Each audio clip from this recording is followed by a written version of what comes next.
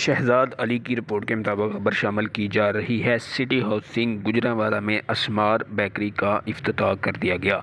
ये bakery commercial area 7374 block double F में बनाई गई, जिसका इफ्तिताह हाजी मोहम्मद अदनान साहब और यहिया मकबूल साहब और न्यूज़ 4 के CEO चौधरी इजाज़ महर ने अपने हाथों से फीता काट कर बेकरी का इफ्तिताह किया।